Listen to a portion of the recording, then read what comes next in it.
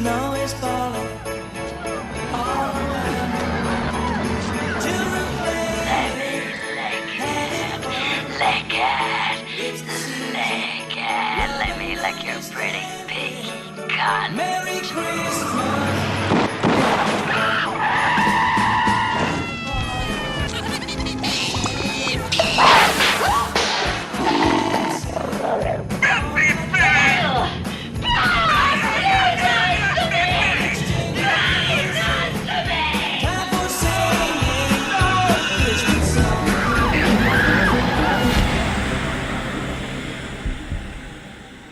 Merry Christmas and welcome back to the evolution of horror. My name is Mike and as ever I am your host. Now if you're tuning in for the first time, welcome. Usually in this podcast we explore and dissect the evolution and history of the horror genre by looking at particular subgenres across several weeks.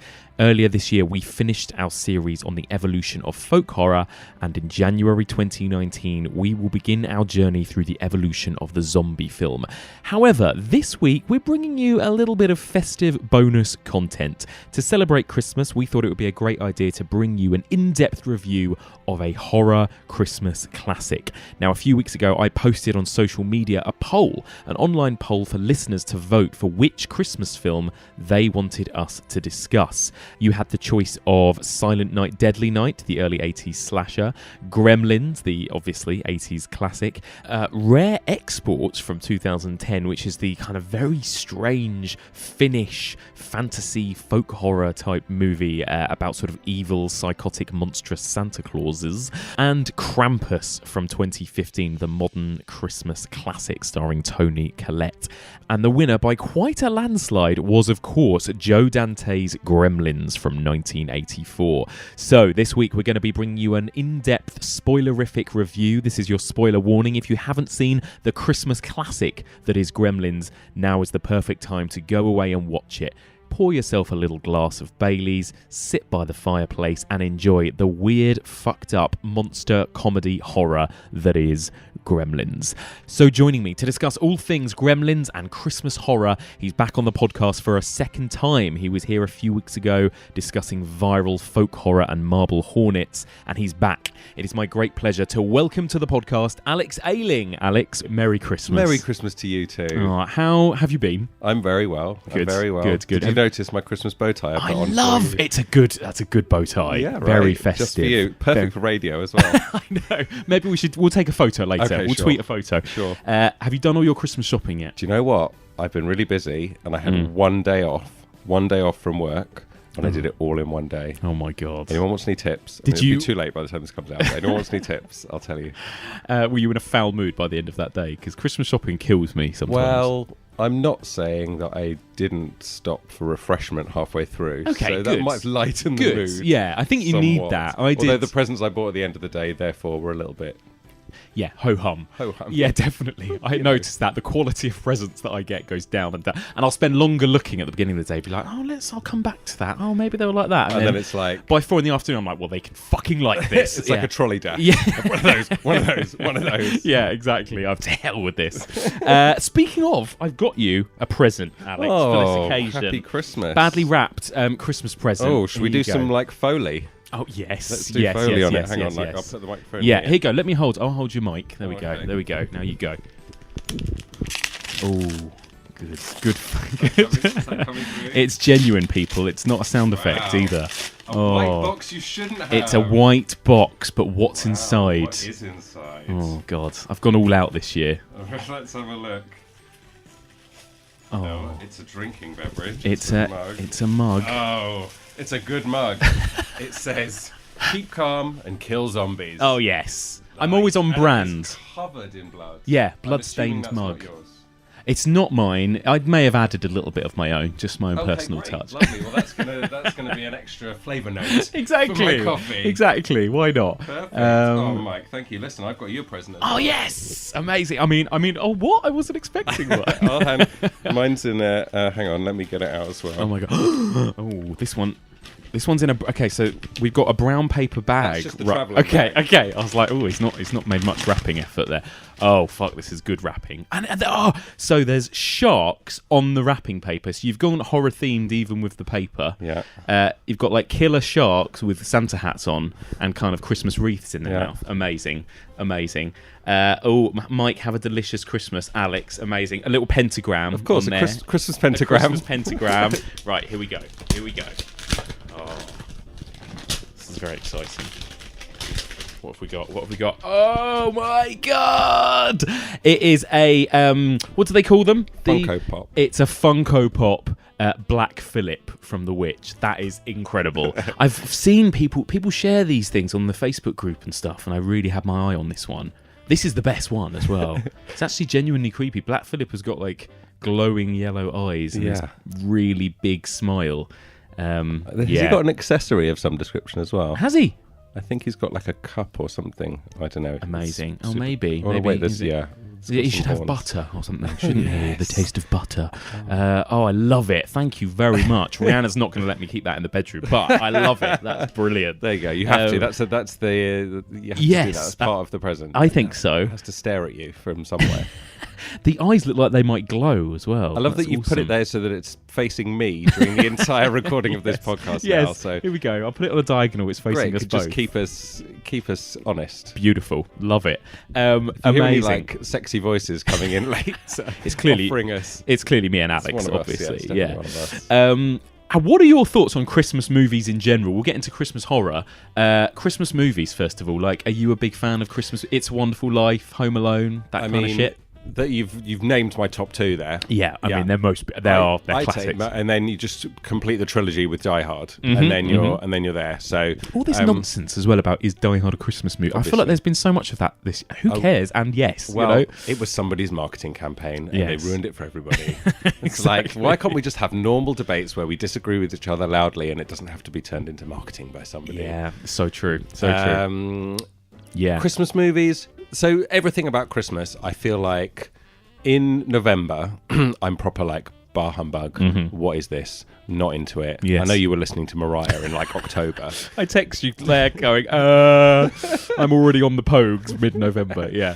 And then December the 1st rolls around and I'm like begrudgingly listen, like something catches my ear. And then by the time it gets to like now, the week before Christmas, I'm like sleigh bells everywhere, Christmas bow ties, Santa hats, the full works. Yeah. And so I feel like Christmas is all about nostalgia, and it's about memories, and it's about, that's why all like the music that we listen to is the same music it always has been, and we just watch the same films again and again and again. It's so true, and isn't it?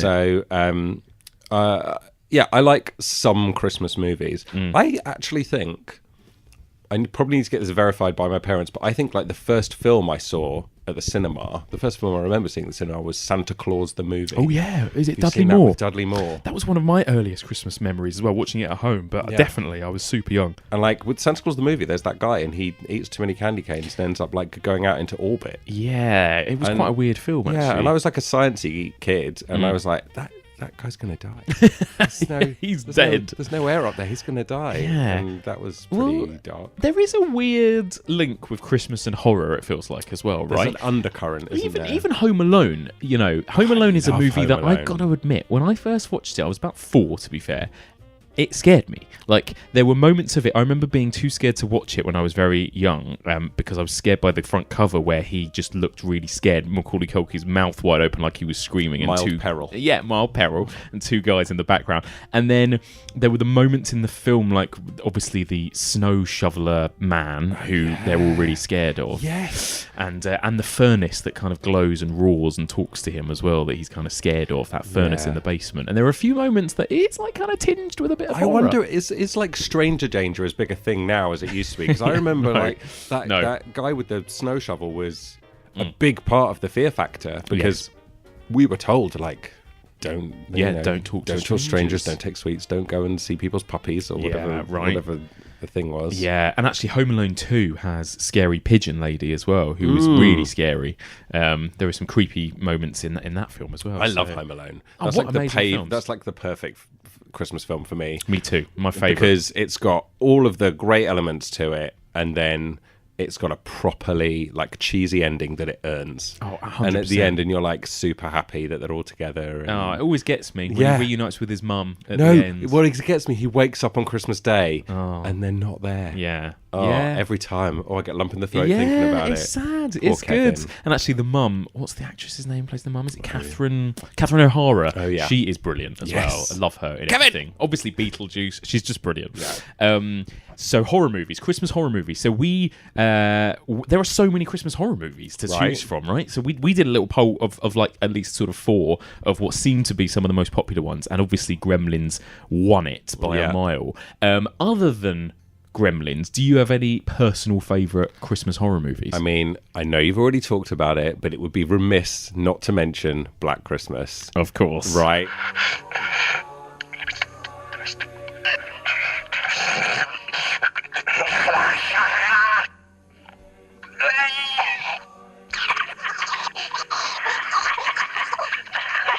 He's expanded his act. Could that be one person? No, Claire, that's the Mormon Tabernacle Choir doing their annual obscene phone call.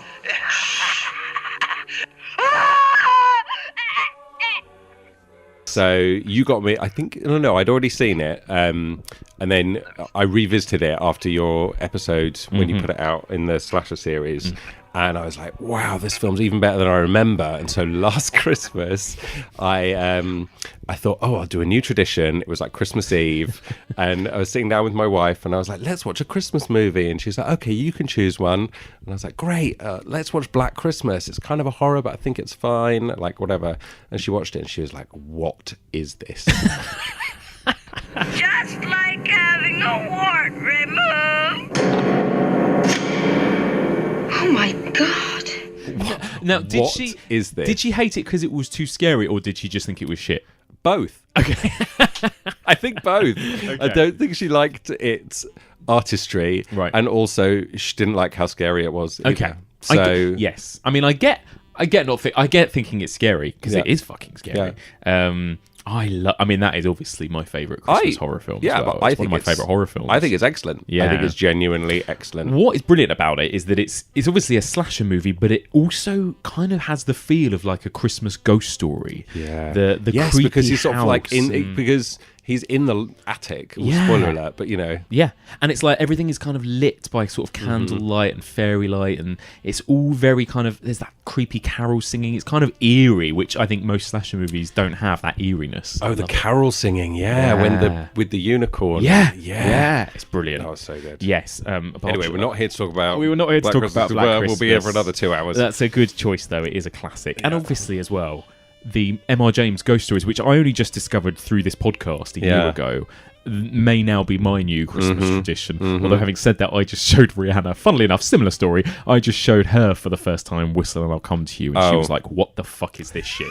She didn't, absolutely hated it. The thing about Whistle and I'll Come to You, like, you've got to give yourself over to it. Yeah. You've got to be full, you've got to go all in. Yeah, you do. And you've got to like pay attention and just let it wash over you. And if you do, that final scene kills you. Is one of the scariest things Yes. I've ever seen. Yeah.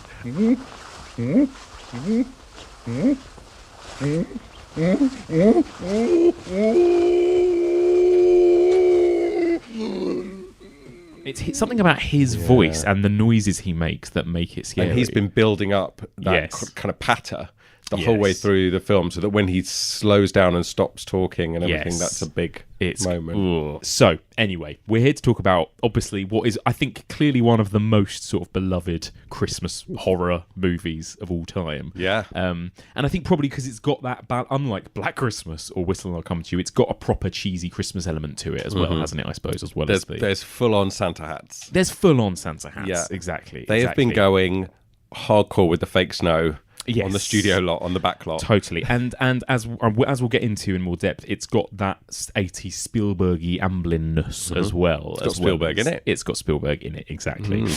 So, let's get into it then. Gremlins from 1984. Billy Pelser has a nice home. Billy, is that you? Yeah, Mom, it's me. A nice job. A nice girl. If you're not doing anything this Thursday night, maybe you'd like to go out on a date with me? I'd love to. and loving parents who are about to give him You're gonna like this. No, don't shake it. We're gonna have to open it now. It won't wait till Christmas. the most unusual gift he ever got. What is it? It's your new pet. Come on, Barney, be a good dog.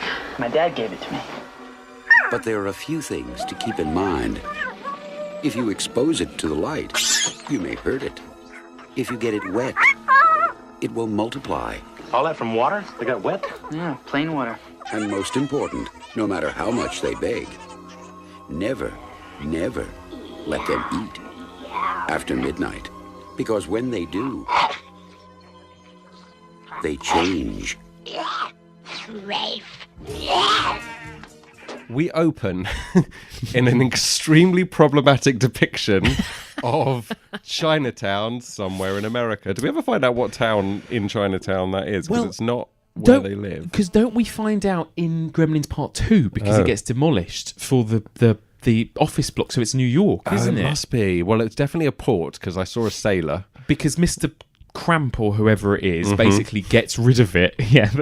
Yeah, so I think it's New York. It's New York. It's Okay, some so version of New anyway, York. they're in Chinatown. There is a traveling salesman / inventor, a traveling inventor, Yes. who is looking for a present for his son, and he effectively steals Yes. or hoodwinks Yes. an old Chinese man into giving him this animal, which is a mogwai, which turns out to be this little fluffy cute thing. He then takes it back to his son. The mogwai comes with 3 rules, which I'm sure 3 rules, 2 rules. 3 rules. 3 rules. 3 rules. Don't forget the three rules, Alex. For Definitely God's 3 sake. rules. Don't let it. It doesn't like bright lights. Daylight will kill it. Don't get it wet. Don't feed it after midnight. We can talk about the physics and the biology of these rules later. Brilliant, yeah. I think we will. Yeah. So clearly, as in any horror film, as soon as you lay out the rules, someone has to break them. Yes. And all hell breaks loose. He gets wet. He gets fed. Wet. He gets fed. Well, Shit yeah, goes so down. Gizmo doesn't get fed, but yeah, that's things true. things get wet. Things eat food after midnight. The fluffy things turn into scaly green things, and all hell breaks loose. Yes. Wonderful. So, what do I can't believe anybody doesn't know the plot of Gremlins. Of course, but everyone knows. Of course, everyone knows. It's one of those movies, isn't it? It feels like I would class it alongside movies like E.T. and The Goonies and some of the great 80s Spielberg-y movies. But equally, I feel like those rules moved into the zeitgeist the same way as Candyman rules. Yes, and those yes, became like Freddy Krueger, folklore almost. Yeah. I agree. So, what do you think of this film? What's your relationship with it? History with it? Do you remember when you first saw it and what you thought, etc.? So I've got a weird relationship, a weird way of getting to it in that I actually saw Gremlins 2 before I saw Gremlins. Gremlins 2, the new batch. Yeah, which is a real kind of cult favourite, isn't it? Yeah. So I had it on VHS video, and I think it's fair to say Gremlins 2 is certainly campier and more outlandish and less horror. It's more of a action comedy than a horror movie. So I'd seen that, and then my relationship to Gremlins was that I think I was told it was too scary for me, and therefore I was actively seeking it out. Yeah, of course. And then I just remember seeing parts of it out of context, and I don't know whether that was in a clip show on television or from seeing it at someone's house or whatever, but I always remembered things like the microwave and the blender, and so that was my impression of the film that I had that built inside of me before I saw it. Yeah. And then when I did see it, it's not all like that. Absolutely. You basically picked the 2 most kind of gruesome moments there. And those are the bits that, if you're young and you watch it, those are the bits that are going to stick with you. Yeah. And so I always remembered Gremlins as being more horrific than it actually is. And then rewatching it recently, for this podcast, I realized there's actually a lot more genres inside this film than just horror. And actually, there's not a huge amount of horror. No. I think it feels like a horror structure. There are rules, and then the rules get broken, and the people who break the rules get... the people who make those transgressions are punished for those transgressions. Yes, absolutely. It's true. And it's got a moral center. And, it's probably not as it's probably not as puritanical and conservative or I guess like right-leaning politically as, say, a slasher rule set. Where in fact, I think it feels like it's actually subverting and kind of satirizing of Reaganism and right-wing America, doesn't it? I think, yeah, because the girl works in a bar, and they're casually drinking, but and they're not to excess. No, and it's not like you have a drink, you die, you have sex, you die. Yeah, it's none of those typical rules. No, it's true. But it does follow there are rules. You break the rules, something bad happens. Yes. Structure, which is very horror movie. Right? Totally. So yeah, that was going to be my next question to you. Like, do you sort of see it as a horror movie? If you were to sum this movie up, would you say it's a horror movie? It fit. 80s movies is not a genre, but it feels like it goes into that kind of. They don't make them like they used to. Yeah. Like, you wouldn't make this film now. No, you couldn't make this film now. Because the closest you get to a film like this now is Slither. Yes. So the closest, Slither is the closest you'll get to Gremlins nowadays. Yeah. And that is more of a comedy horror. Yes. But it doesn't have the same kind of warmth and cuteness. This also has a real cuteness to it. Yeah. In fact, in some ways, it's one of the only horror movies I can think of in my memory that balances cuteness with horror.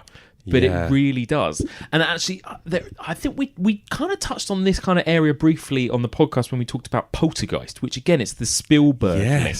There's that 80s family movie-ness to it, as well as really scary horror. And I think Spielberg is very good at that. Jurassic Park as well. It's got that cheesy John Williams score, that family movie element, but also really fucking scary, and people die horribly. Yeah. And you invest in them because the relationships feel true. Yes. Like in Jurassic Park, the relationships feel true, even though they're only just on screen. Yes. So like Sam Neill and the kids have that kind of interesting dynamic immediately, and it's a pseudo family that's just been created due to this calamity. Yes. But this is all, again, Billy and Katie. Katie?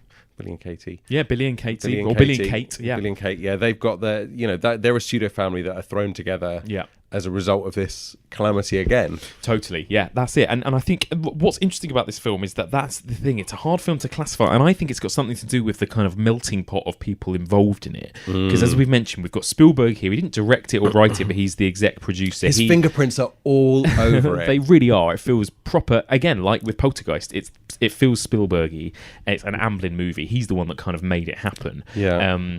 Chris Columbus, speaking of Home Alone, Columbus, who wrote Home Alone, wrote it and directed it. And no, Joe Dante directed it. But Chris Columbus directed Home Alone. Sorry, yes. Yeah, Chris Columbus wrote it, and then Joe Dante. Yeah, of course. So you've got Spielberg, Chris Columbus, and Joe Dante all kind of at the helm of this movie, and I think you can see bits of all of them in it. Can't you? Absolutely can, can't you? There's something, because I think we all know what kind of sensibility Spielberg brings to movies, and I think Joe Dante brings this kind of almost like 50s monster movie element to it or something. I mean, let's talk about the effects later, because I love them. Oh, they're brilliant. And Joe Dante loves monsters and loves monster movies, and you can see like the care and the attention he's put, or his team under his direction have put into making sure every gremlin has a personality. They're all unique, and they're all different, and they all feel alive. Yes. They've got the wobbly ears the same way like Yoda had wobbly ears in the I know, I missed that. And that's the thing,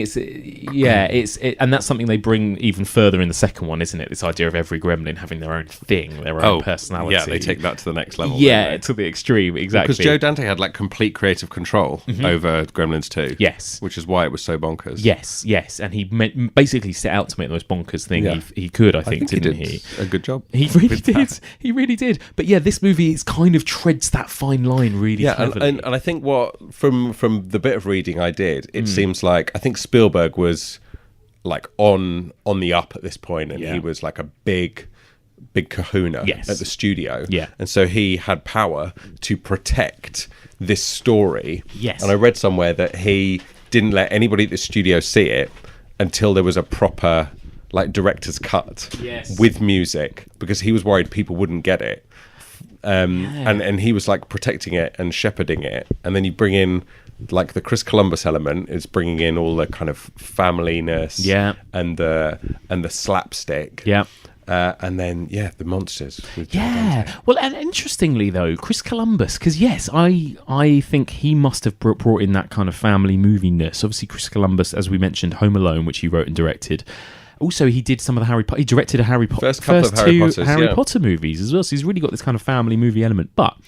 Originally, before Spielberg kind of started to take control, this story apparently was a lot more R-rated. Apparently, this is it was actually much darker. There were more violent, gruesome deaths. Gizmo apparently didn't have such a happy ending at the end. Gizmo, he turns into Stripe or something at the end. No. And I think the film was in general much more of a horror movie. Yeah, and then Spielberg kind of. Did his thing and Spielberged it up a bit. Well, you see, I think that elevates it. Yeah. Because otherwise it would have just been like Critters. Totally. It would have just been like that, and it would have been fine, and lots of people, well, some people would continue to love it. Yes. And it would be a cult favourite. Yes. But this broke through, right? This was the biggest film of 1984. Yeah. At the box Incredible. office. And it was quite a good year for films. It was a very good year for films. Let me tell you, Mike. Yeah, go on. Other films that were released in 1984 that Gremlins beat in the box office included The Terminator. I mean, there you go. Nightmare on Elm Street. Yes. Karate Kid. The Never-Ending Story. Footloose. This is Spinal Tap. Children of the Corn. Friday the 13th, The Final Chapter. And Ghostbusters. Oh my God. It beat all of those films. It beat Ghostbusters. That's the one I'm most shocked at on that list. And again, Ghostbusters, again, has that same kind of weird... like tonal thing that I feel like we don't get anymore. This kind of like it feels unsafe kids movie, comedy movie, but also really gruesome horror. It's like, what am I watching? It has genuine jeopardy. That's what it is. It feels like you feel like in Gremlins, you feel like no character is safe. They could kill anyone off. Like that stupid science teacher. Oh, the poor science teacher. I don't know. I think he got what he deserved. Do you think? Yeah. I thought he was the least deserving of the characters that get it, though, in this film. No, he had a very lackadaisical approach to science, in my opinion. I forgot how much of a science nerd you are. Yeah. Also, what's a high school science teacher doing, like, at 2:30 in the morning, eating sandwiches and doing science experiments? Yeah, and also... the school. And also, isn't it Christmas Eve as well? That's the other thing I thought. It's like, why are they all at school on Christmas Eve? Why is he there in that classroom on Christmas Eve at, 2:30 in the morning or whatever it is? But whatever. This film is not laced with a lot of logic. It's not. And that's fine. But yeah, I do think that's interesting that it was made more family friendly, and I reckon that's all the more reason why it's now, like you say, I think had it not been that, it would have been just another 80s movie, another 80s monster movie. I think. But instead, it is this absolute Christmas classic, and it was actually apparently partly responsible for the introduction in the MPAA, which is like the BBFC in America, introduced the PG-13 certificate for this film. This, and I think apparently another Spielberg film, Raiders of the Lost Ark as well. Again, has that same weird thing where it's like, what is this film? A kids family friendly film, and then Nazis face melting. Yeah, and Poltergeist is that much more scary, I suppose. So I don't think that ever was kind of on the borderline because it is properly scary, Poltergeist. But it still has that. Spielberg is, even though he's got this reputation as being this really family friendly director, he is not afraid to scare people. He reminds me, and this is why it's a good, interesting thing that he did the BFG. He reminds me of Roald Dahl, totally, in the way that he respects children, and he respects the fact that you don't have to mollycoddle them. Don't do anything outrageous, but they can deal with it. They can handle it, and I think that's important. That's really important and really interesting. Kids can be scared, Yeah, for sure. Gremlins is a funny one. You're a dad. Yes. How old? I mean, when do you think you would be ready to let your kids watch a film like Gremlins? So, I mean, that's a really interesting question. Not yet. So, my daughter is nearly 4, and we just recently showed her Labyrinth. Oh, God. Which... that's in that category too, though, right? Fair. Yeah. But... I was sitting next to her, and anytime there were scary goblins, I was just saying "Oh, the goblins, they're funny, aren't they?" yeah. And getting her, and she loves it now. She asks to watch it all the time. Oh, great! Amazing. So I think that's one level. Gremlins, I think, because of the microwave and the blender bits, I think that's going to be later. Although it is still super detached from reality. True. It's kind of campy and fun. Yeah. It's not like imitable behavior. It's kind of cartoony violence, isn't it? It's like watching a kind of really, and I guess this is kind of referenced in the second one because they actually have Looney Tunes in the second one, but it's like watching a Looney Tunes. Yeah. It's like watching Tom and Jerry or something, isn't it? In some ways. In some ways, except Tom and Jerry never jump out the screen and try and like strangle you with Christmas lights. No. Or tinsel or whatever it is. No, it is brilliant. But yeah, there are... do you know what the thing that upset me when I was a kid and watched it is how Gizmo is treated? That's the thing that upset me the most. It's the bullying. It's the bullying from the other Gremlins and the other Mogwai. That bit where he spits on him. Oh my God. With and that when he pins yellow to the spit. dartboard. Basically, the dartboard. humiliation and the torture. Oh. It's like you know, it's comparable to Martyrs, really. What Gizmo goes through in Gremlins. It's poor Gizmo. Can you imagine if it ended with Gizmo just whispering something in Billy's ear, and then Gizmo having some sort of existential moment, and then Billy shoots himself in the head. That is a version I'd like to see. So you know, it is like. I think that's one of the most interesting things to start off the conversation with is just the weird 80s-ness of it in that it's like, is it a kids' film? It's in this sort of hinterland, isn't it? And it's a place that I think I love to be. Me too. It's because they don't make them like that anymore. No. And everything's like targeted to a specific audience demographic. And that's not necessarily bad, right? Yeah. You know, and you have to... You know, films have to get funded. Yeah. And so you have to make sure that someone's going to go and see it. Yeah. But this feels like a true kind of artistic, you know, this is like giving someone carte blanche of like, we trust you. Yeah. You have made Jaws. Mm-hmm. And you've given us loads of money. You can do whatever you want. Yeah. And it feels like that. I think that still does happen with people. Yeah. Like someone like Chris Nolan. Yeah. Christopher Nolan, he will get to do whatever project he wants because he's consistently proved himself and built himself up over his films to now he could do whatever he wanted in whatever way he wanted. Yeah. And it's great that some studio systems are set up in the way that you can... Yeah. Because these films are not cheap. Like Gremlins is not... Gremlins must have not been cheap. Luckily, it made all the money in the world. Absolutely, like you said, right? Yeah. Which is heartening as well. Yes. Like from an audience point of view, is that audiences took to it and liked it and it got good word of mouth and, you know, guess what? Steven Spielberg's got good taste. Who knew? Yeah, but, exactly. Well, let's not forget one of his earliest movies. Have you seen Duel from the early 70s? Absolutely terrifying. Yeah. Basically a horror movie. Yeah. Duel was his first film. And then, obviously not to mention Jaws and stuff. Yeah. So, I'm a Spielberg fan, personally. So who isn't? Who isn't? Everyone is really, even if they don't admit it. I want to start at the beginning then. And and start with, and I'm very aware that we're two white blokes here talking about this, so let's know. But the depiction of Chinatown, the depiction of this wise old Chinese man, and you know, with a gammy eye, what are your feelings towards that? I mean, do you think that this is something that is dated? Again, it's something that we probably aren't likely to see in films anymore, I imagine. And that's good. Yes, yes. I have a lot of questions about this opening scene, and I wonder whether maybe it was added quite late on. Interesting. In production, because there's a super weird voiceover. That is weird, right? Like, why is the dad narrating? Yeah, what's that about? It almost starts off looking like a kind of Blade Runner-esque, like noir, doesn't it? The Chinatown, the voiceover. But also, you know, I'm a bit of a nerd when it comes to this sort of thing, and you know from the previous people who've listened to the previous episode that I was on will understand my love of what did we call it? Frame analysis horror. Yes. So I'm all about background details. In the first 15 seconds of this film, somebody stares straight down the camera, looks in the camera. She walks off, and then she walks back. She walks off with one guy, and then comes back with a different guy.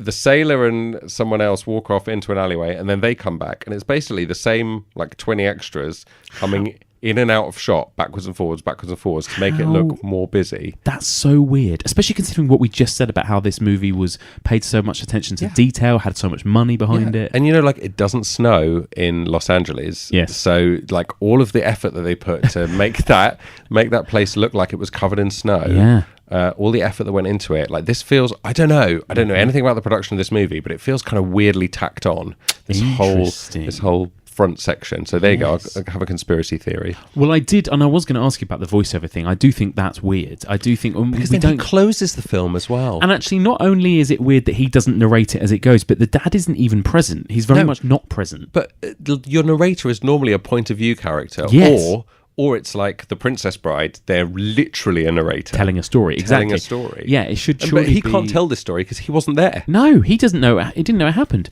It should be Billy or Gizmo. Yeah. Basically narrating it. Very odd. Yeah, very strange opening, isn't it? It kind of doesn't really, like you say, it doesn't kind of go with the rest of the film, but obviously very important. And there's that bit where he sasays... he's trying to sell. We should say he's this inventor, and he's invented the worst invention of all time. Mm-hmm. It's like a Swiss Army knife. Yes, but it's got a toothbrush and a razor and all sorts of things, and it squirts stuff. And I'm like, my wash bag is smaller than that. Yeah. It contains all of those things inside it. Like, you could have just invented a bag. It's amazing. And that is another classic 80s thing, it feels like, these kind of inventions. I grew up loving Honey, I Shrunk the Kids. Do you remember Honey, I Shrunk the Kids? Rick Moranis' crazy inventions. Yeah. Ghostbusters had a lot of this kind of crazy inventions. I loved all that. And Rick Moranis, of course. Was a weird... that there was so much of that kind of stuff going on. So then he's there in the shop, and he says, "Oh, I've got this toothpaste, great for when you got dragon breath." Ooh. And then there's like a kind of like record scratch moment, like, I shouldn't have said that. And I'm like, mate, we're already in much more problematic territory than you saying dragon breath. That's the least of your worries at this point. The only thing I will say in its defense, okay, which I don't probably need to be defending it, but he's ultimately right. As in, he is the only character, this Chinese man, who sees sense, warns them all. All the stupid, idiotic Americans ignore his warnings, break all the rules, and he's like, "I told you, idiots." Yeah, the wise old Asian. I know he is just basically the wise old Asian. That's all I can say in its defense. But do you know what? The grandfather's like, "Oh, Mogwai not for sale," and he says all of this stuff, and he gives all the warnings. And that grandson's a little shit, isn't he? He's just like, "Here you go, Granddad can do with the money. Give me $200, whatever." What about your grandfather? Forget what he said. He's crazy. We need the money. Now, come on. You want it or not? I want it. So then we're introduced to Kingston Falls. Interesting. Kingston Falls is a weird little place filled with quite weird people. But it's got a lovely Irish bar. A lovely Irish wonderful cinema. What do you think of some of these characters? What I thought of when I watched it this time around was things like a little bit It's a Wonderful Life, actually. And also in some ways A Christmas Carol, and I guess, which is kind of along similar lines, but the horrible rich woman who, she sees the mother. Why does she hate that dog so much? Do you know what she says when she's like, "I want to see that thing do a slow, cruel death"? Yeah, I'm like, guys, she really wants to kill it. Like, that's not okay. Yeah, you know that is a villainous character when they want to kill the dog, the cutest dog in the world as well. Yeah. And the way that she's kind of, there's a mother and children that come up to her, aren't there, at some point, and they're like, "Oh, we need," and she's basically kind of shuns them and says, "No, you owe me money," or for whatever. It really felt like a kind of Ebenezer Scrooge type character. Mrs. Harris, what are you trying to tell me? I'm afraid that neither one of us will be paid for 2 weeks. Couldn't you get Mr. Corbin to just give us a little more time? Mrs. Harris, the bank and I have the same purpose in life, to make money, not to support a lot of deadbeats. Yeah, it was the opposite town of It's a Wonderful Life. Yes.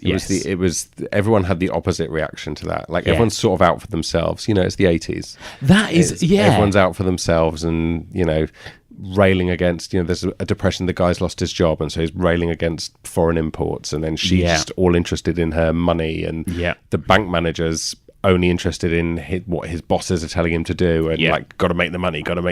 Like, it's proper 80s all through and through, isn't it? And greed is good. Absolutely. And it's really kind of taking the piss out of that, I think it feels like, for sure. And it's maybe easier to say in hindsight, but it feels like that must have all been thought about at the time. Like, it really does feel like in it's 1984 as well. That would be the height of it. Yes, and that's probably quite a transgressive, like, progressive message. Yeah, to be putting into a mainstream film like this. Definitely, yeah, definitely. And then you've got Billy and Kate, our kind of heroes, I suppose. What do you think of these two? I mean, I like them. Yeah. They seem nice. They're almost like painfully every man and every woman. Painfully nice and normal. Yeah, they're just kind of, they've got no edges. No. You know, there's no, like, what do you say about Billy other than, like, everything you say about him is defined by other people. He's a son. Yes. He looks after his dog. He works at the bank. He's the nice boy next door. Who is Billy? Who is Billy? Well, I tell you what I find weird. Who is Billy? How old is Billy? Because this is the one thing that struck me as weird about him. I'm guessing a grown man, adult, right? Well, he goes to the bar. He works in a bank. He still lives with his parents, but fair enough. Sure. He's like student age, I guess. But there were presents under the tree that were like robots and stuff, and I was like, well, that's weird. Might be the mum just being cute. You know what mums are like. And he's really good mates with little Corey Feldman. I mean, that is weird. Yeah, who comes over and hangs out in his room. Like, it feels again like originally that part was written to be a kid, and then maybe they thought we should make it somebody old. I don't know. There was something about that struck me as weird, that it almost feels like it should be a little boy. Yeah, and thinking about that science class as well, there's a real mix of ages of people taking that science class. Of course, yeah. And also, like, just the fact that the dad is getting him Gizmo. I don't know, like, when he says at the beginning, he's like, my son would love this. Puppy? Yeah. My son would love this. Again, it just feels like that's got a weird thing to say about your son who might be like 20, 21. Yeah. But 21 he must be at least, because like he says, in a bar. He's drinking, yeah. It's weird. I mean, maybe it's just all texture adding to the kind of just offness of it. Like, it's a weird... Yes, again, it's that like, who is this for? Yeah, I can't really... But also, like, I can't really understand, like, what's happening. Like, what is this world? It's all a surreal nightmare. Yeah. It's actually a Lynchian surreal nightmare. Well, small town America. Yeah, exactly. It is like that. And there's so many archetypal characters wandering around. Yes. It's like Springfield. It's it like is The a bit, Simpsons. yes, or a bit Twin Peaks as well. Yeah, actually. yeah. You know, not that I like to compare everything to Twin Peaks, but it is a bit Twin Peaksy. And the actress who plays Kate, Phoebe Cates, is I really liked her, and I remember she was in one of my favourite movies growing up called Drop Dead Fred. Do you remember Drop Dead Fred with Rick Mayall? What a weird. That is a great film. And again, another weird. Super is that for weird. kids? Is it for adults? Because I remember like seeing the trailer, going, "Oh, that looks fun," and then it was a 15. I'm like, "Oh, yeah, what is this?" Yeah, it's like an adult kids film. It's very odd. It was brilliant. Loved that film growing up, and then she kind of disappeared off the face of the earth. But I think it's because she married Kevin Kline and had kids, and she gave up acting basically, and started a family. Yeah, lovely Kevin Kline. Lovely Kevin Kline. So there you go. But yeah, I like Phoebe Cates. I think there's something very likable about her, particularly in this film, and I like that she has this kind of slightly weird, dark relationship with Christmas. Oh man, character. That story again, it adds to that weirdness. Worse and worse. It gets weirder because it's hinted at the beginning when she's like, "Well, you know, Christmas isn't great for everyone. You know, loads of people commit suicide at Christmas," and it's like, "All right, love, okay." Yeah, and basically talks about how depression is, you know, like it's kind of interesting and progressive, but weird. And I was like, why is this coming into this film suddenly? And then obviously she tells that story later on about her dad got stuck down the chimney dressed as Father Christmas, and they slipped, broke his neck, died, and stayed up there for like 6 days, rotted, and they could smell until she found the him. smell of him, and then the fire brigade break through the chimney and find his body. I mean, again, it's like, what? It's I mean, up there. Maybe that's a reason you shouldn't show it to your kids too young. I think that's too much. That story is enough alone, to turn you off. It's up there with the monologue from Jaws. Yes, right? It's the same kind of level of horror of someone recounting a story, and you're like, no, it can't get worse. Oh, it did. And what I find really weird is because I think that's quite a powerful moment, but then in the second one, they kind of take the piss out of that. Do you remember in the second one, she goes to tell a really long story about something in her childhood, and they go, okay, we don't have time for this. And like it goes, and they move on. It's like, it's that so film funny. is so meta. Yeah, it's so meta. Yeah. There's that bit in the second film where there's a film critic like slagging off the first film. Yeah. It's weird. And Hulk Hogan in the cinema watching the second As film. you do. Brilliant. So they're kind of, I know what you mean. They're quite twee characters, those two. But you know, there's something quite likable about the two actors, which I like. You know. Do you know who I think is the nicest character possibly in the entirety of cinema? Go on. Billy's mum. Billy's mum. I genuinely think she is like, she's up there with Ripley from Alien. She really She is nice, she's nurturing, she's super tolerant of her husband, but loving, not tolerant like the racist man's wife who's like a bit gaga and just going whatever, oh dear. But she's, because she can have a laugh about it, she's got a sense of humor, but also supportive. she's supportive, she's trying to use her remote controlled telephone and it doesn't work, and then she's a fucking badass as well. It's so true. She's a badass. She is brilliant when she takes out 3 of them in the kitchen. Yeah. Amazing.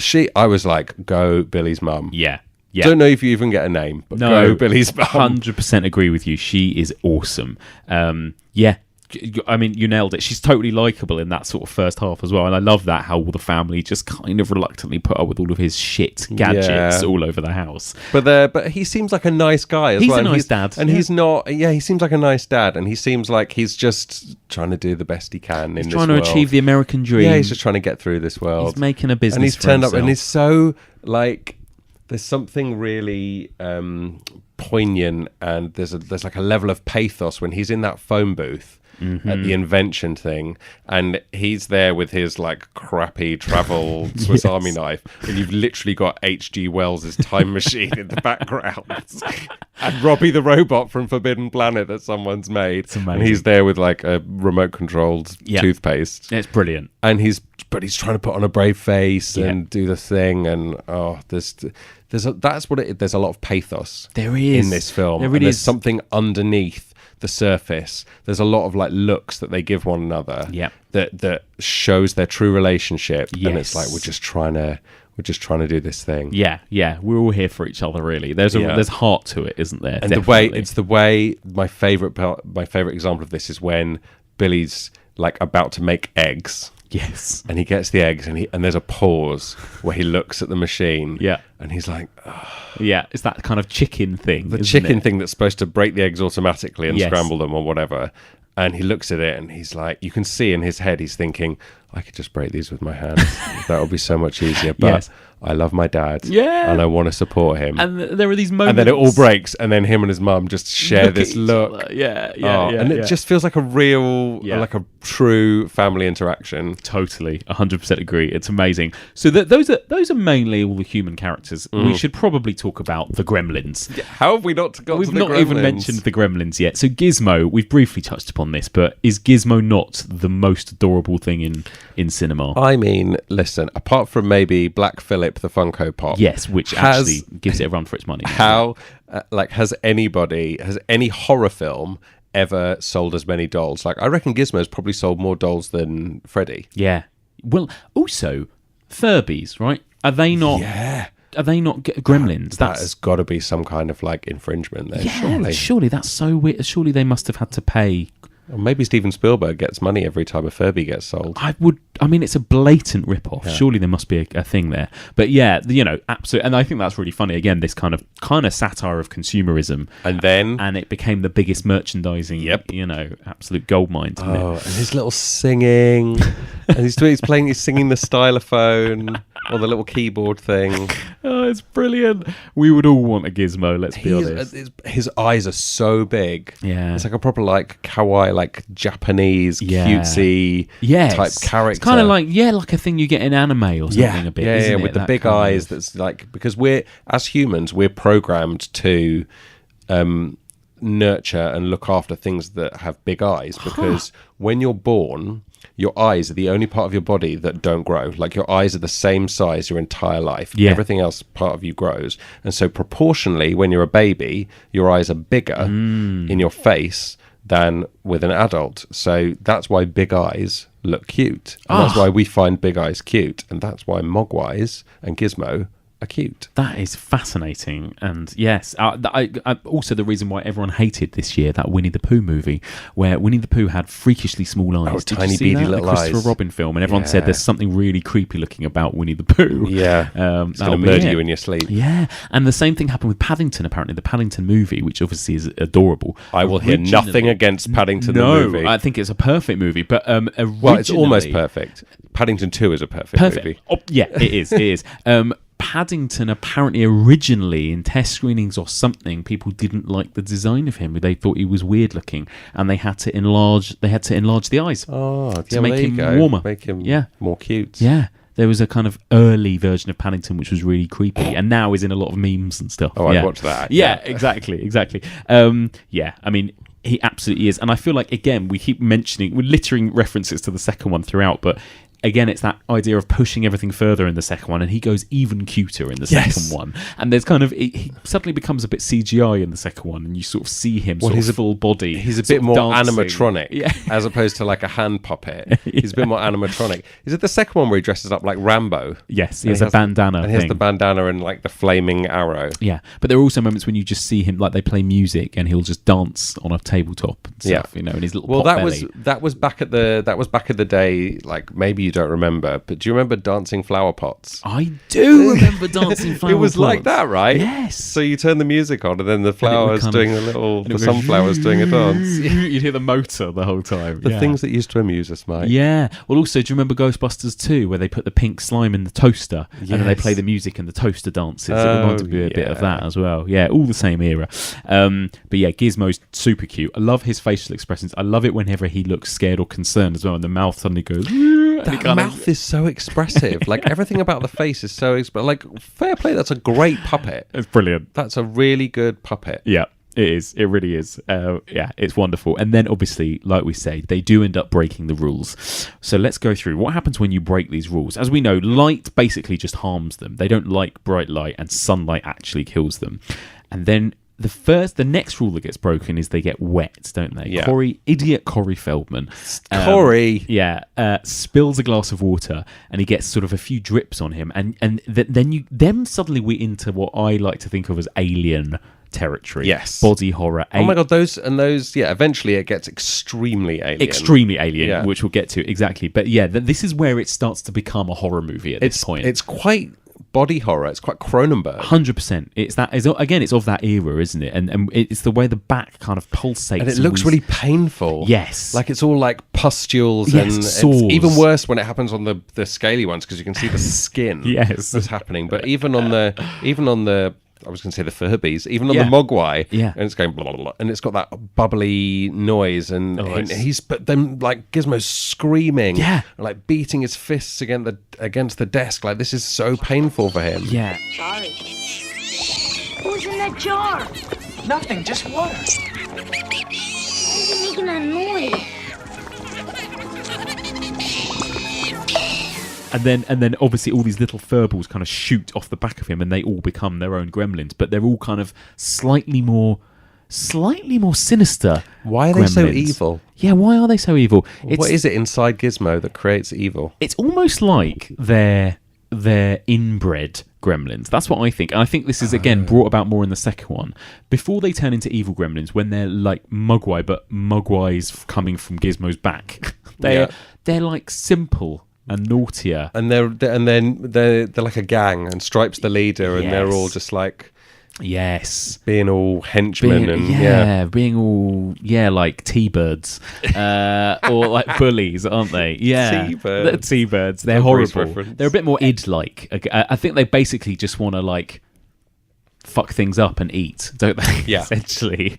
Well, maybe that's what it is. Maybe they're just adolescents, and maybe what you have to do when you're breeding Mogwai is you do one drop like Billy does in the science lab, and that just produces one extra one. And then maybe you're supposed to nurture it and show it love and care for it, and then that turns it into Gizmo. Yes, exactly. That's probably it. But instead, he kind of keeps them all in a box, and then doesn't realise that they unplug the clock. I mean, Billy.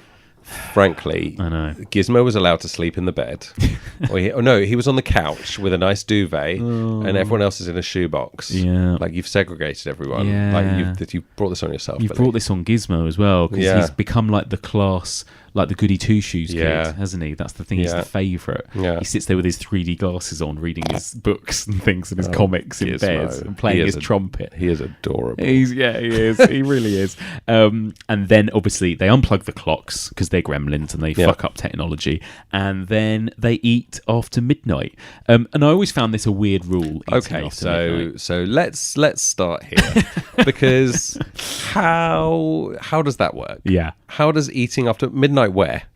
Midnight where? Exactly. Midnight where? How does the gremlin know which time zone it's in? Yeah. Because there are some, like in America, you can cross one state line and be like 10 meters different. Yeah. And midnight happens an hour later. Yeah. So how do you know? And then also, when does after midnight finish? Yes. Because technically now is after midnight yesterday. Exactly. And that's what I remember thinking that when I first watched it when I was young. I was like, okay, so is the twist basically just don't feed them? Is that what they're saying? Like maybe they're never allowed to eat because it's always after midnight somewhere. But that's not the case. Like they can. No.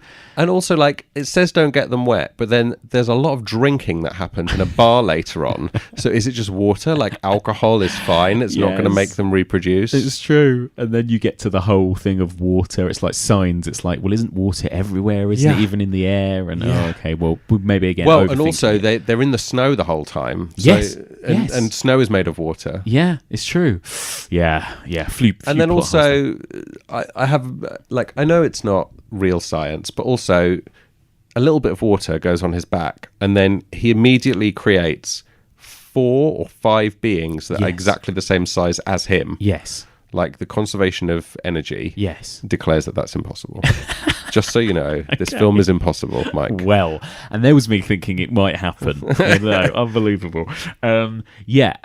What my guess would be is after midnight and before dawn is when you shouldn't feed them. So dawn I can get on board with. I would say between midnight and dawn. That's my... Midnight, no. Midnight is not a thing. Midnight is a human construct. Right, dawn is related to the sun rising and the earth and things like that. Midnight, no. Yeah, it's a human construct. It's like because it's based on train timetables. That's when unified time happens. It's like when we need to make all the trains run on time. So we're all going to collectively agree when midnight is. It's weird, isn't it? They're from New York, so they're on Eastern Pacific time. They're on Eastern time. So, that is a weird thing. That would be my guess, though. Anyway, of what they mean by after midnight is. Well, we're not into Gremlins for the physics, or the biology, or the science in general. I know. But anyway, so then they get water on them and they multiply. Then you get a few kind of weird feral T-bird mogwais, and then they eat. And they're all like playing an arcade game and like nudging each other and spitting. And then they eat. And then the next thing we see is they've become these eggs. And this is what you were talking about, proper right? Alien. It's exactly like the facehugger eggs. And they are scary. Yes.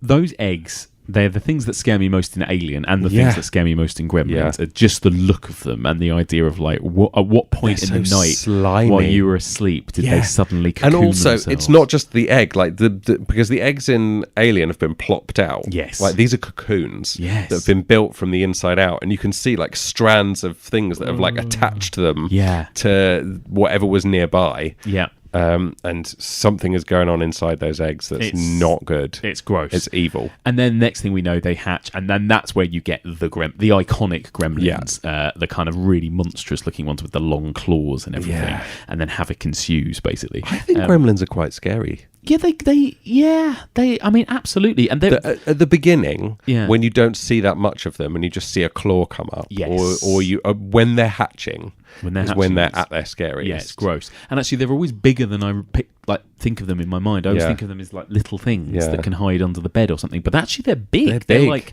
knee height at least. Aren't they? A little bit smaller than a newborn. Yeah, like a big dachshund. Exactly. And then that's when we get into like basically horror movie territory in the second half, where they just are kind of offing people one by one, aren't they? Well, sometimes they're killing people. And then sometimes they're just hanging out. It's like gambling. And actually, sometimes there are certain people who I thought died and didn't because they pop up in the second one or whatever, like racist man. I think they're definitely dead. But then they're retconned to be alive again because they were such fun characters. Right, to bring back. Do you have a favourite kind of set piece in terms of then what the Gremlins do in the second half? My favourite set piece is with the mum in the kitchen. And those. So she goes up and she sees that there are cocoons and they've hatched, and then she hears noises and she goes downstairs.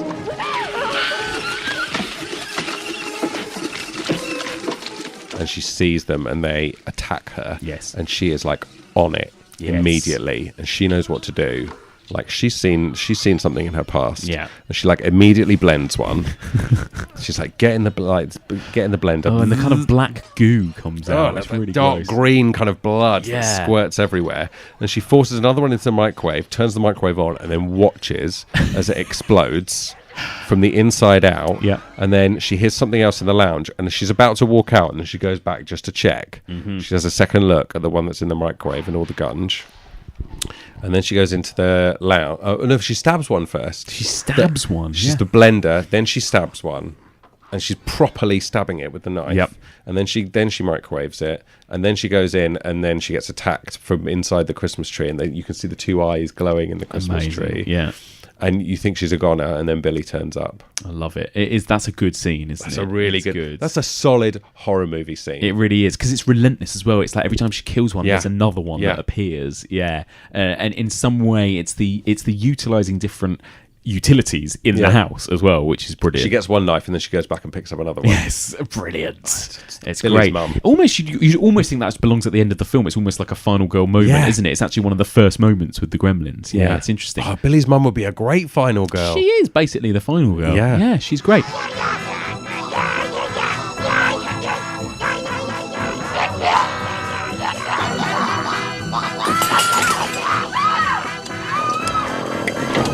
One of my favourites is grumpy old greedy lady who gets killed on the stair lift. Oh yeah, amazing.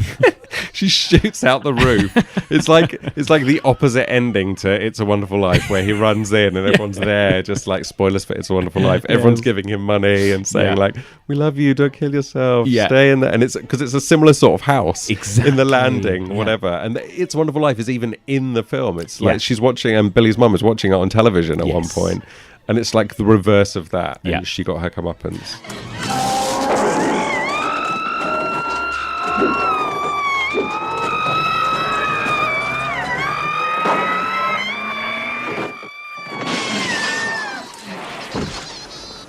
And that's the thing. I do think we touched upon this already briefly, but I do think that Joe Dante obviously he's like a very meta filmmaker. I think. Look at his films, and Gremlins 2 even more so when he was given more freedom. But in the beginning, when they first drive into the town, you can see the marquee on the cinema says "A Boy's Life," which was the working title for E.T. Yeah, and it said, there's something else as well that's a reference to Close Encounters of the Third Kind. The one underneath was like the proposed sequel for Close Encounters of the Third Kind. Absolutely. And there's a moment when one of the Gremlins goes phone home as well with a phone, and they're all watching Snow White and the Seven Dwarfs. It's like absolutely filled with movie references. Love that movie so much?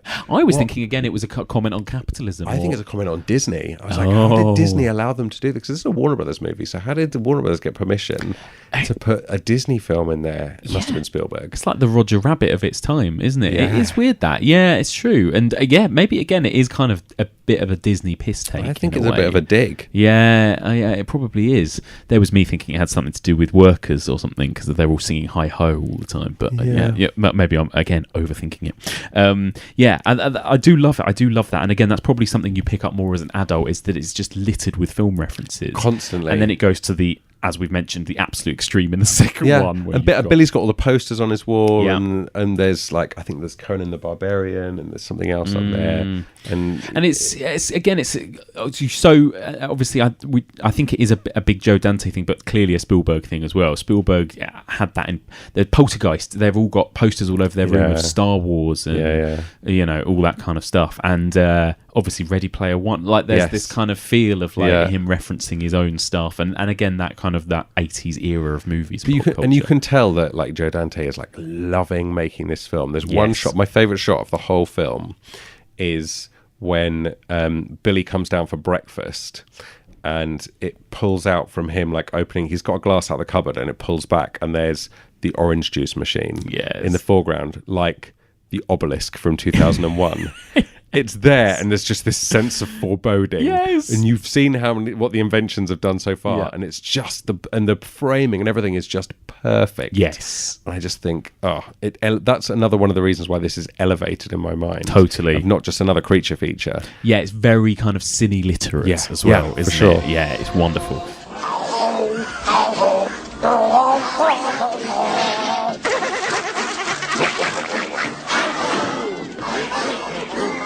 What's your favourite gremlin? Oh, what apart from Gizmo? Apart from Gizmo's not a gremlin, he's a mogwai. What's your favourite gremlin good point. after they've turned? Good point.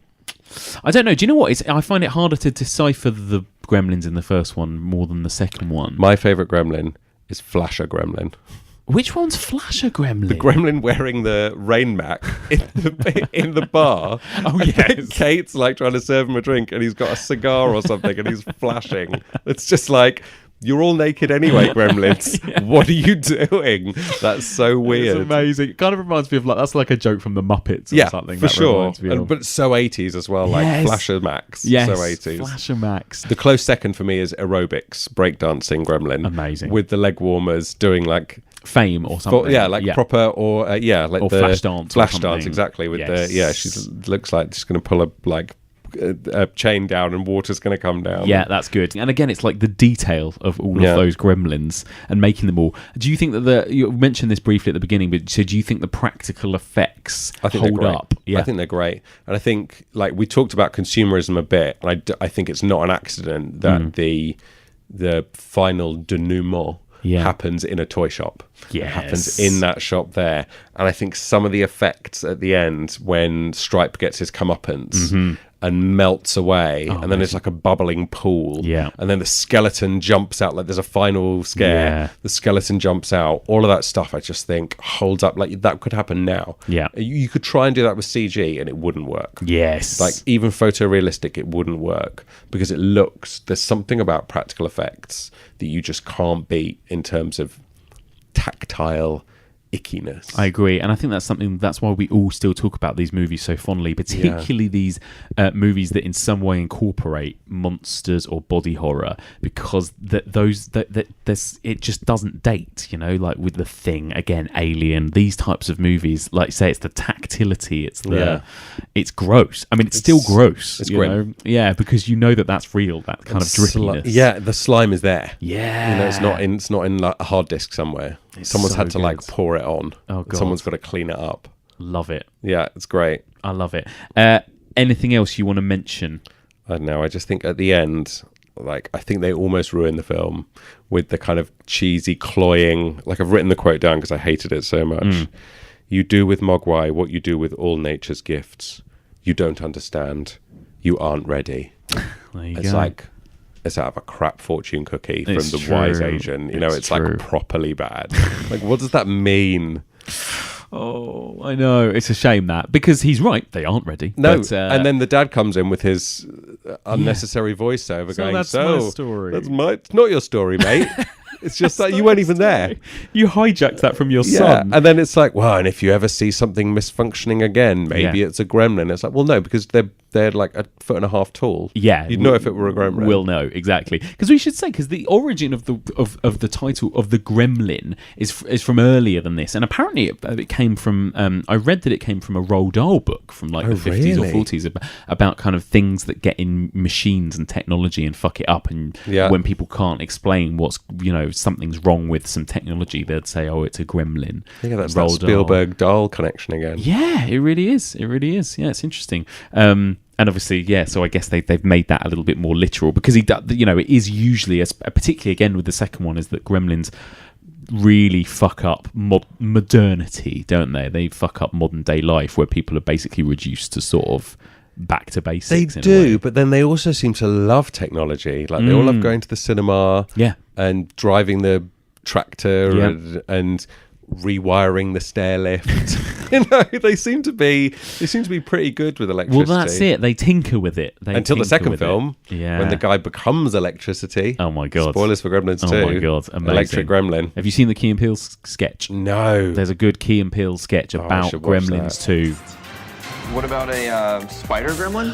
You mean a gremlin with 8 legs and a thorax just catching pretty ladies in a web in an office building? Oh my God, it's in the movie. I love it! Next! What about a bat gremlin?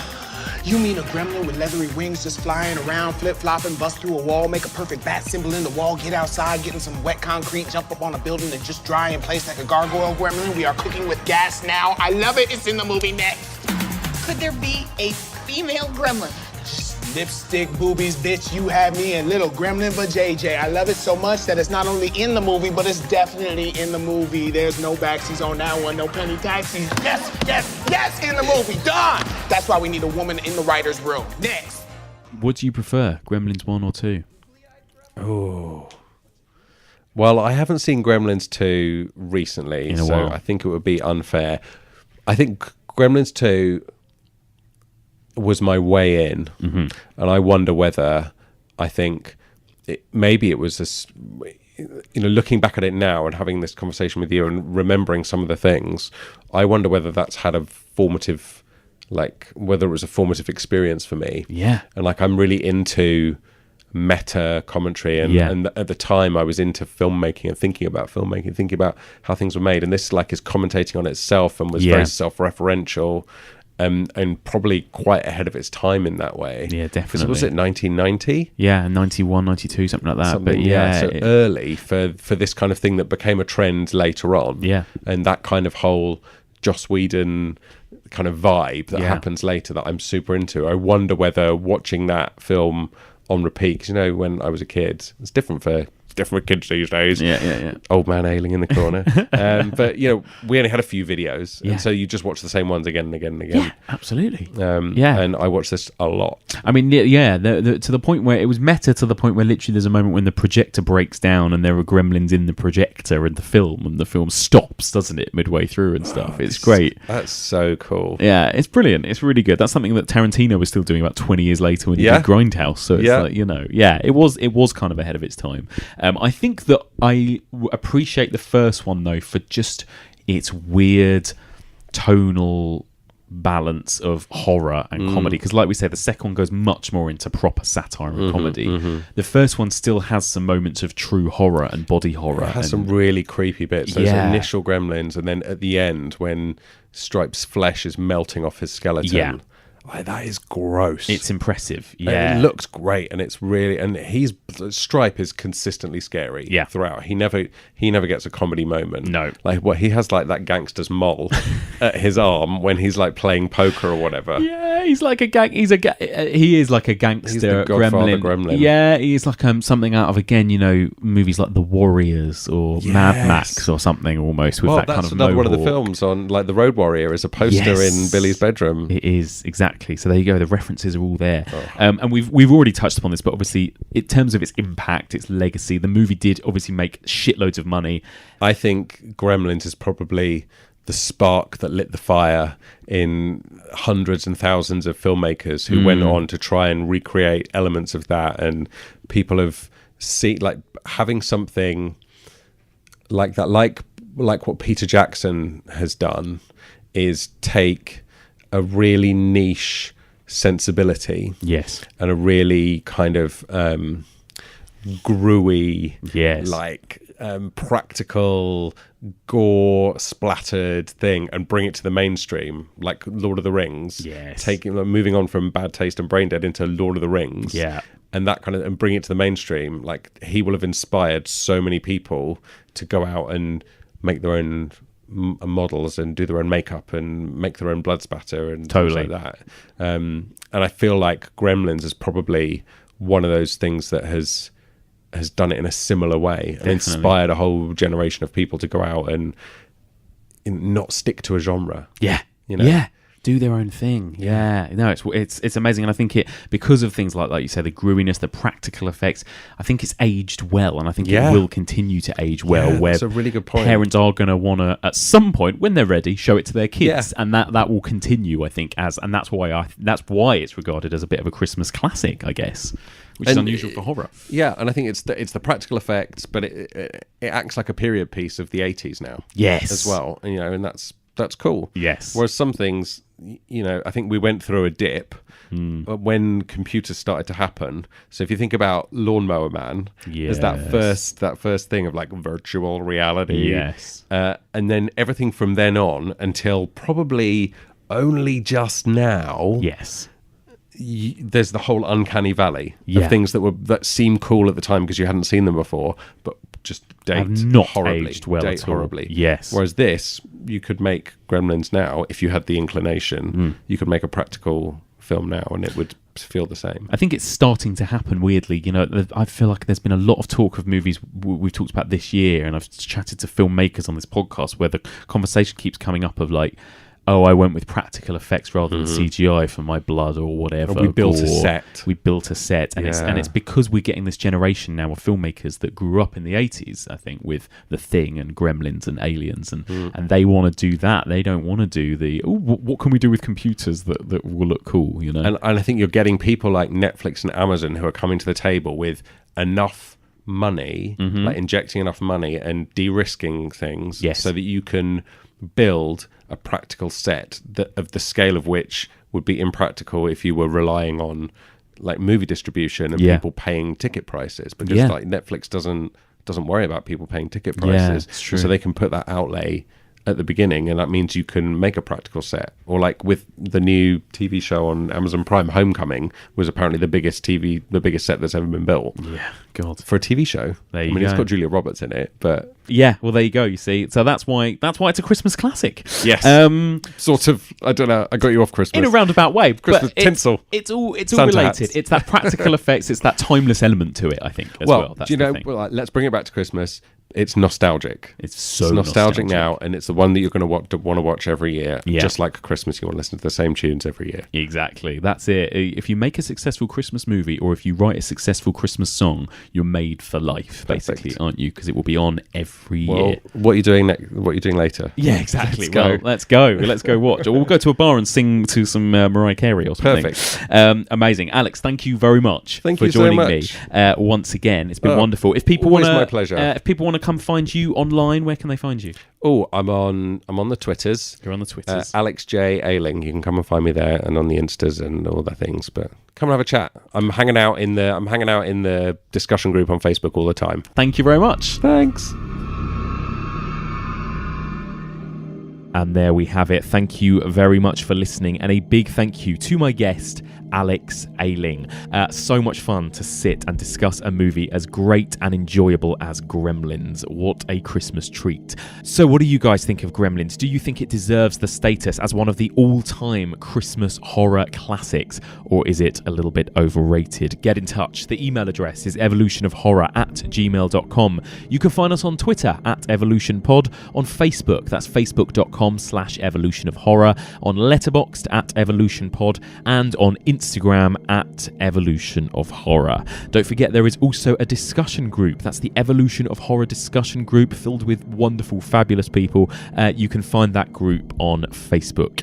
And don't forget, you can find this podcast on all major podcast platforms, including iTunes, Stitcher, Podbean, Acast, and all the other usual places. Please do subscribe to us, and if you haven't done so already and you get a spare couple of minutes, please do, as a Christmas present from you to me, leave me a little rating or review. Ideally a nice positive 5-star one. It just helps the podcast get boosted in algorithms, all that kind of thing. It helps the podcast get discovered by new listeners, and it makes me very, very merry. Thank you so much for listening. Merry Christmas, happy holidays, and join us again very soon for all of this and more on the Evolution of Horror.